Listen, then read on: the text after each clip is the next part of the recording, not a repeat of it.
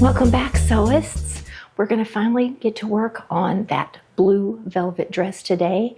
However, after looking through all of my patterns and considering all of the patterns that were suggested to me, I sat down and looked online for inspiration.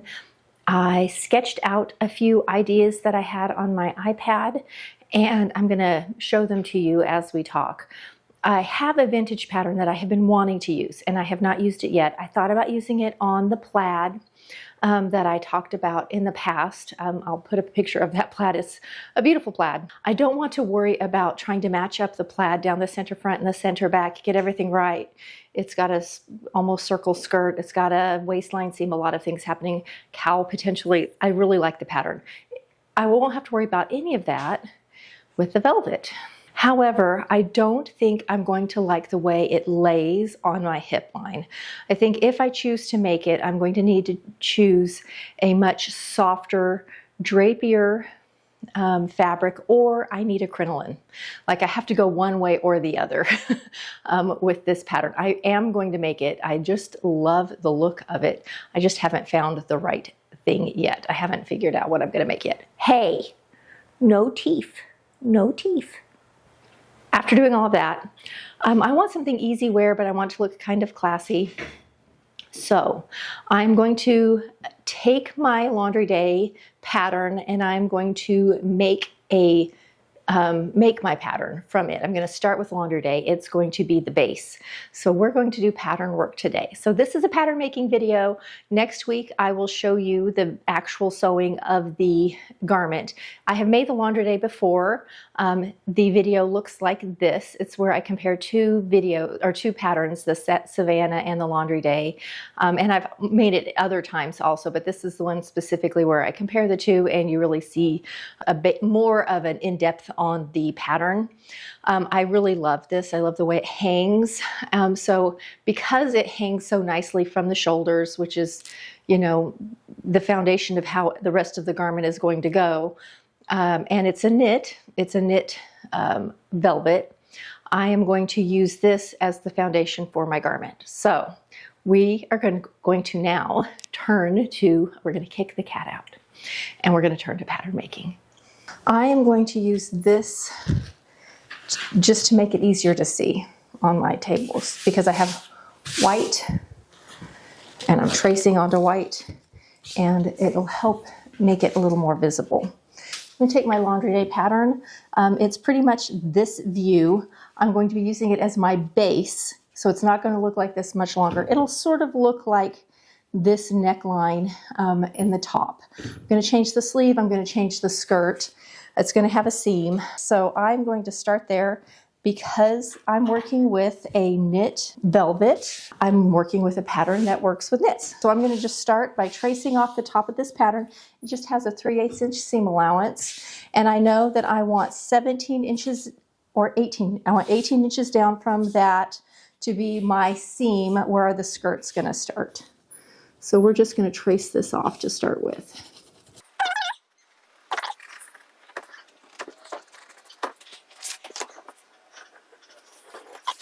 Put in my 3/8 inch up here real quick. This is my seam allowance.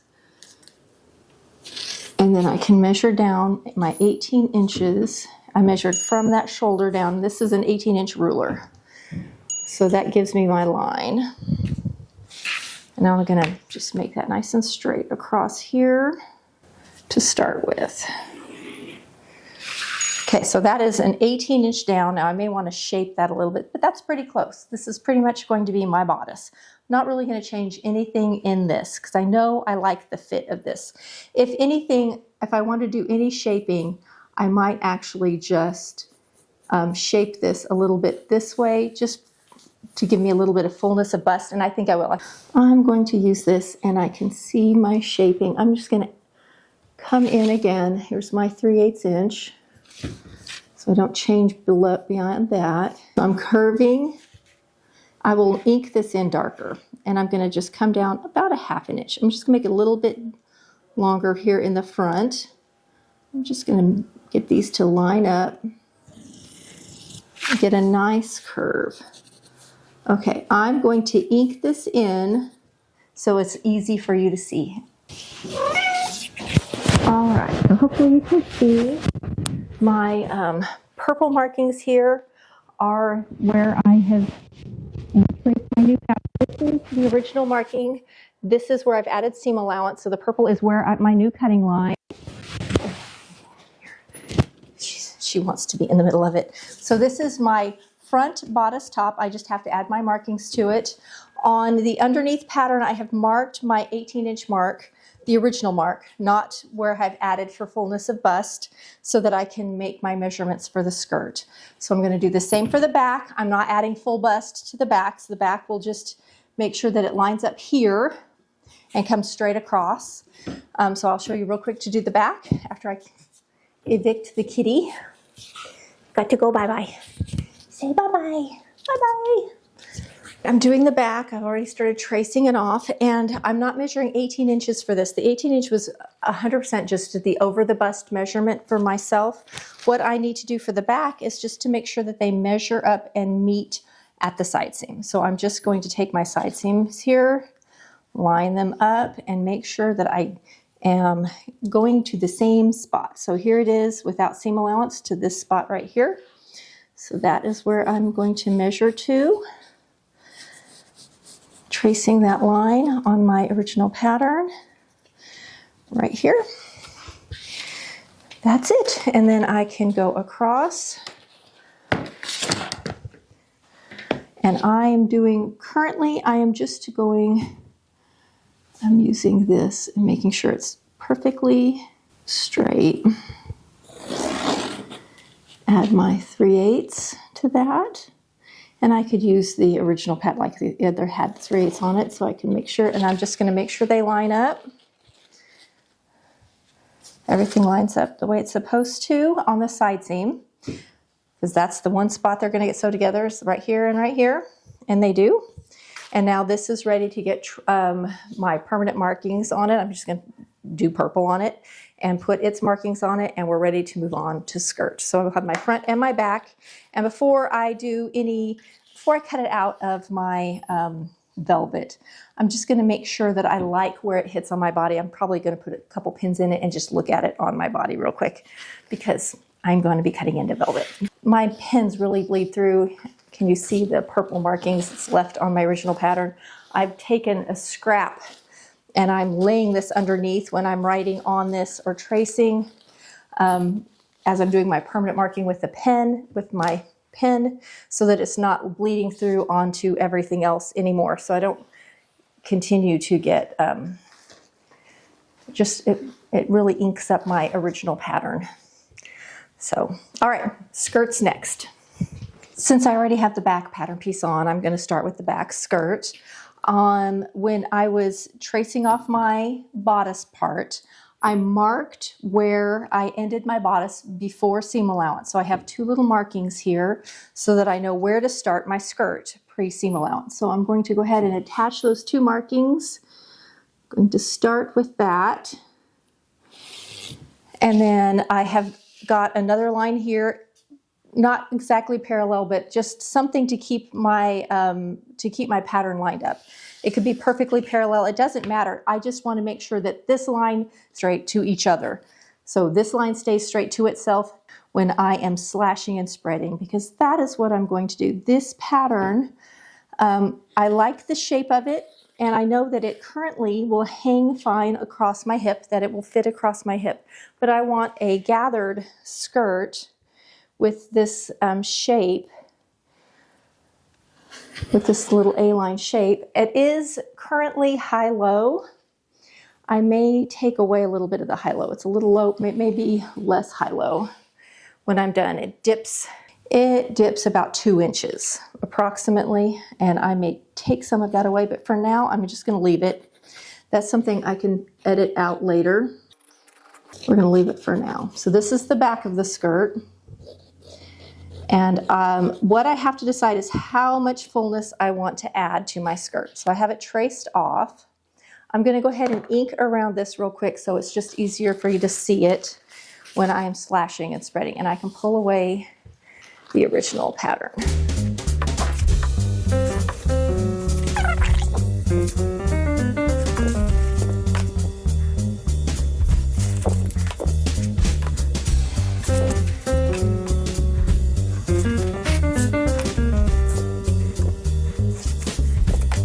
so we are traced off. You can see I've got my center back marked. This is my side seam, my back.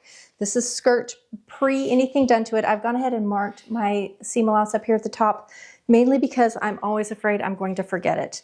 So this is the part where I get to be creative. How much fullness do I want in the back, and where do I want the fullness?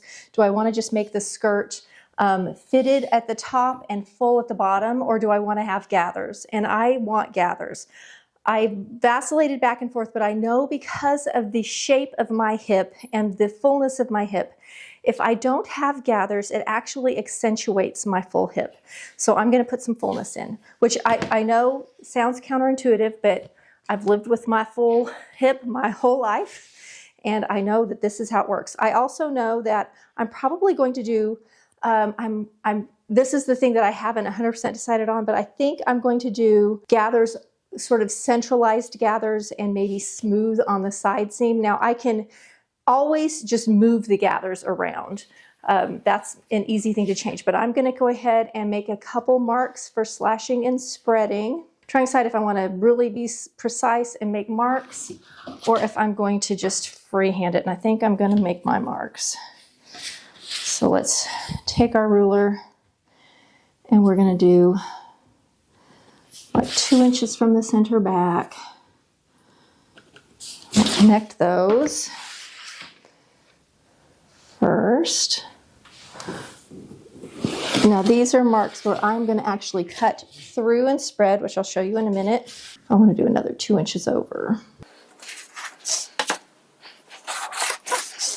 And it's just how many times I want to spread it. I could do, this is where you get to decide. Like you could have 3 cuts but open them up wider, or have 10 cuts but open them up narrower. Like it ends up kind of doing the same thing.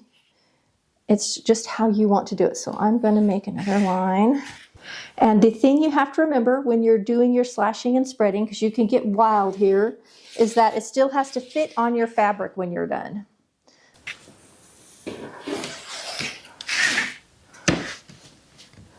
And I'm switching rulers because one's longer than the other.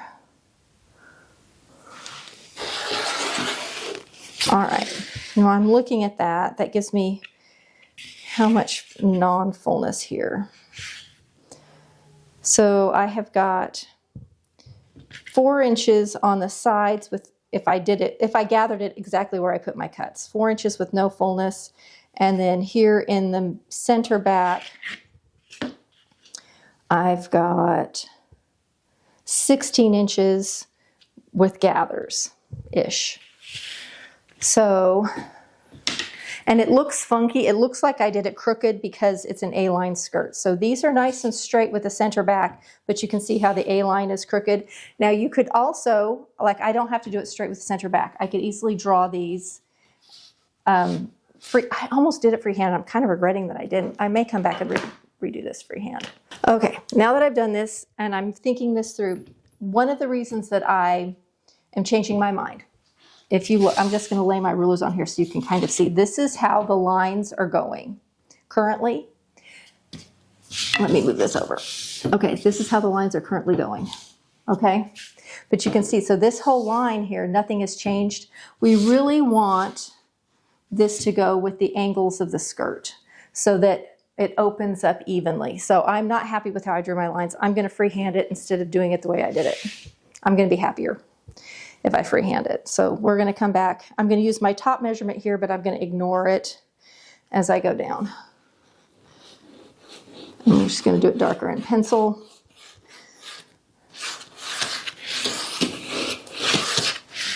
And there you can see. So that's what I'm going to do there. I'm going to come to this one. Yeah, this is going to be a lot better. Same thing.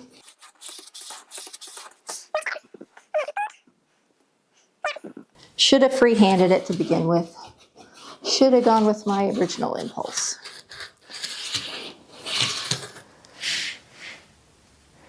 Because it's looking much better.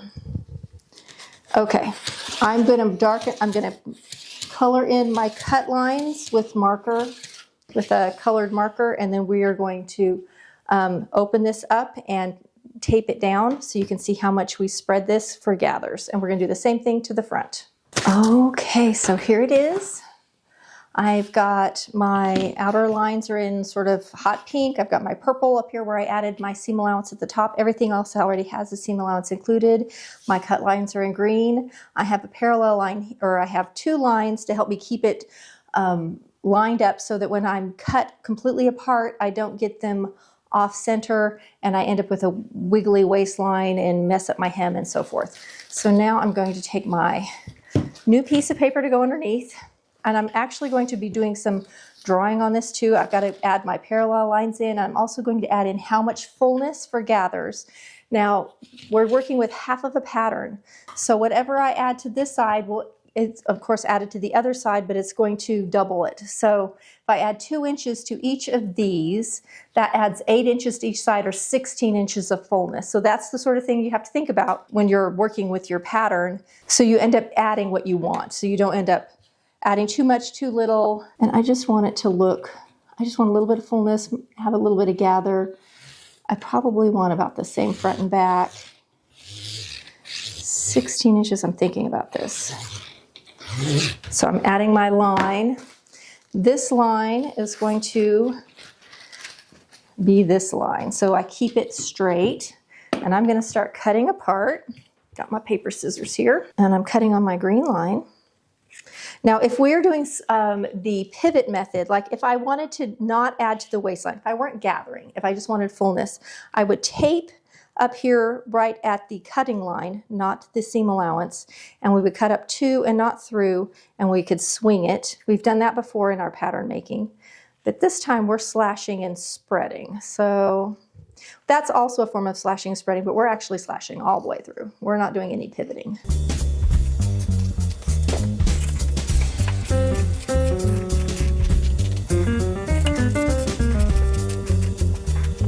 Something I should have done that I have not done. So I'm going to number these real quick while they're still in order.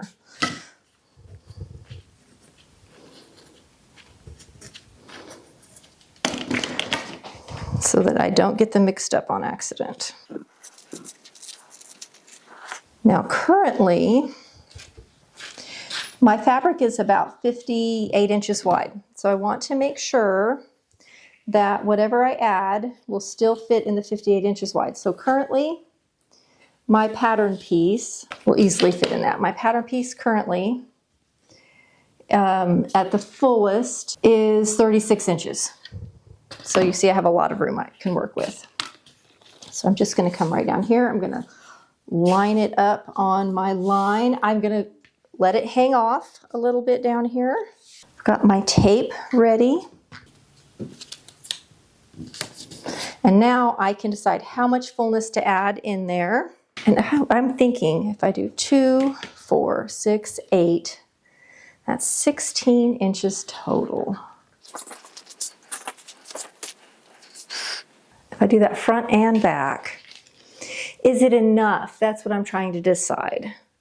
Am I adding enough fullness if I do it that way? It looks plenty full to me. That looks like a lot. The other thing you can do with this is you don't have to add it evenly. Let's say you know you want more fullness in some areas than others, or you want to swing it wider so you actually are adding your fullness less in the waist and more in other areas. Like you can do that too. So let's say you don't want to add too much bulk to the waist. You want a little gather in the waist, but you want a lot of fullness in the skirt like this. And so you're adding a little bit to the waist. You're keeping your line on this line and angling it. If you do this, you still end up keeping everything in line and straight. You'll true up this line here, but you won't have thrown anything off. You'll have to true up your top and your bottom, but you'll be okay. I'm gonna go straight down. Yeah, I think I'm gonna do 2 inches. Okay, we're gonna add 2 inches and hope I'm hoping it's enough. And my ruler is 2 inches wide, so I can just use it in here. In between, make sure that we're straight on our line. Now, if you're having trouble with this, make your marks. Do 2, 2, 2, 2. You can do that also.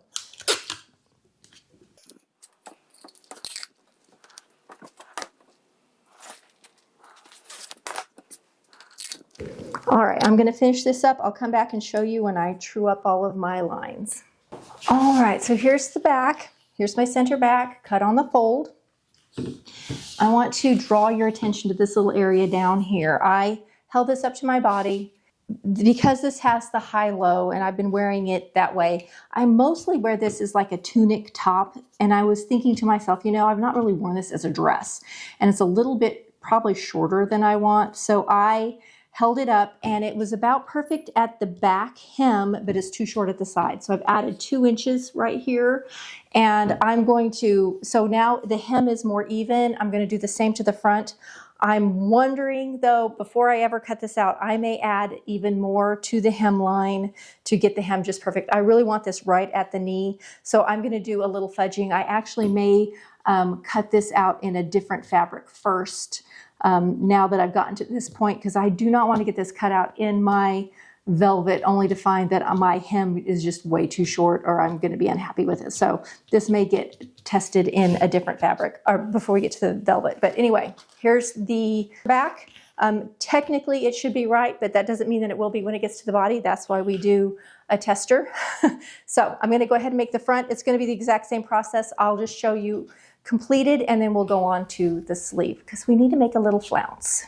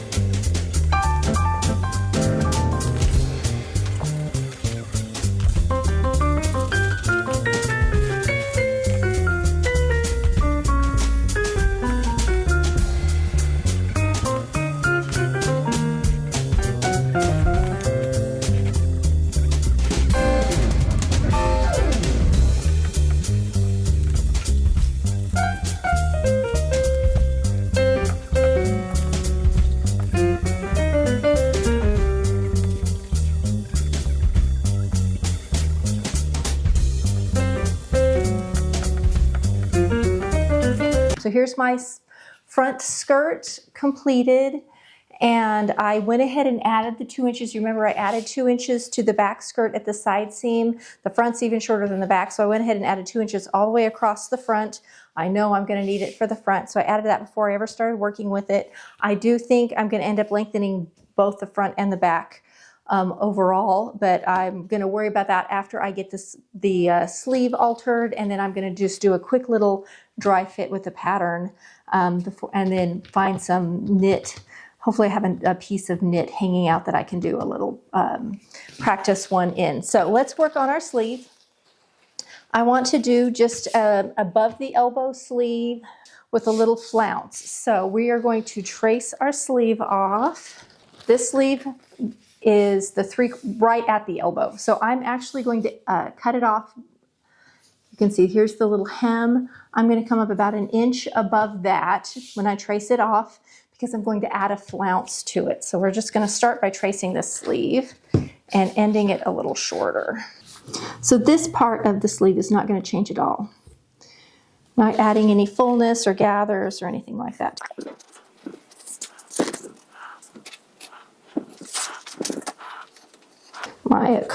I've got cardboard under here. I need to get a big piece of cardstock or something to go underneath that's colored when I do pattern work. All right, so now that's the original hem, and we're going to come up about an inch. And then I'm going to make sure that that's even. 8 on that side.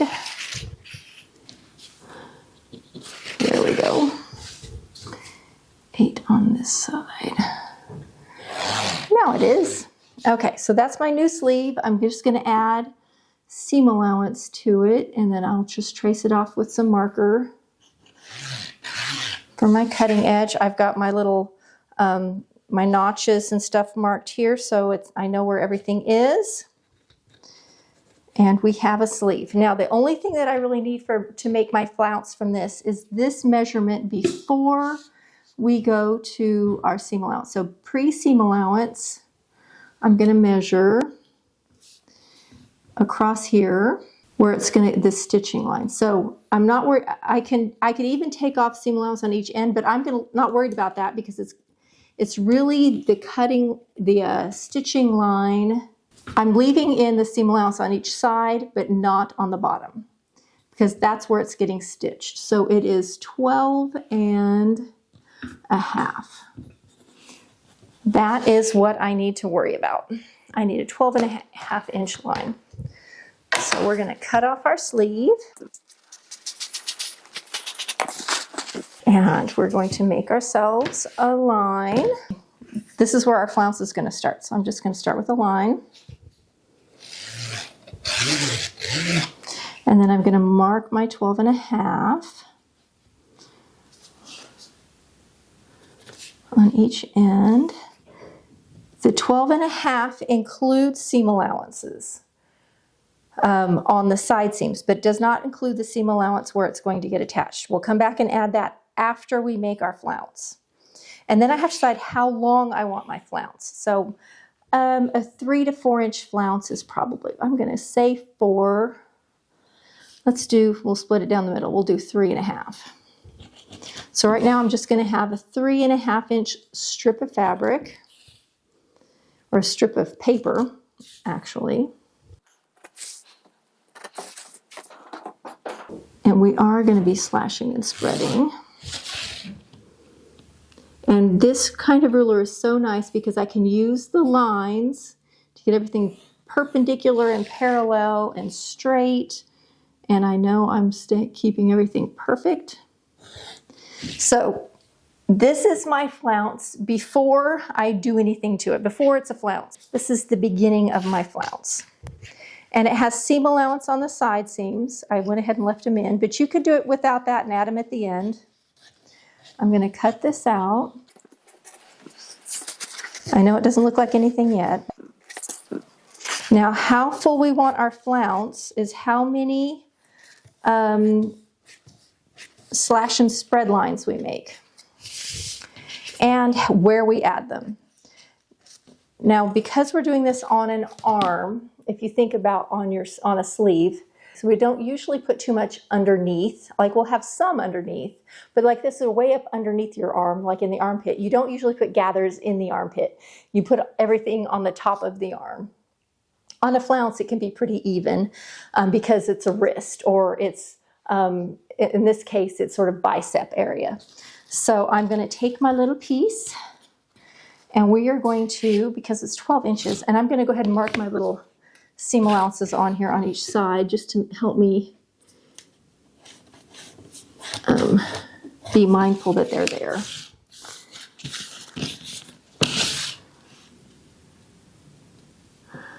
since I didn't take them out. Now I don't have seam allowance at the top. Now I'm going to find my middle. I think the easiest way is just to fold it in half. I don't know why I'm doing it the hard way. Fold it in half. There's my middle. I'm going to make a line in my middle. And then I have to decide how many times, how many slash and spreads I want for how full I want my flounce. And let's just go every inch.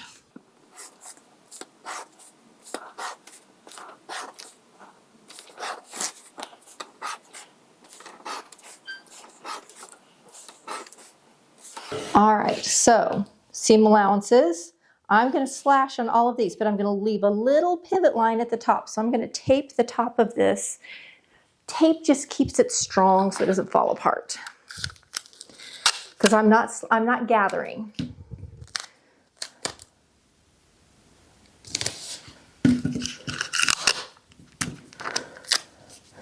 This time we're pivoting.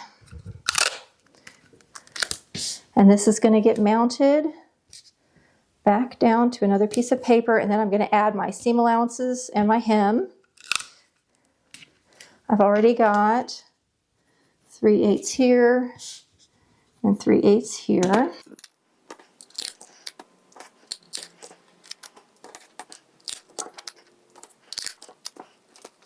All right, now we're going to come in and cut up to, but not through, on all of, not on our seam allowance, but on every other line. Every other one of these is a cut line. So we're cutting up to, we're just leaving a little tiny hinge. See the little tiny hinge on each one of these. And you can see how easily that spreads open. So I'm going to do that for each one.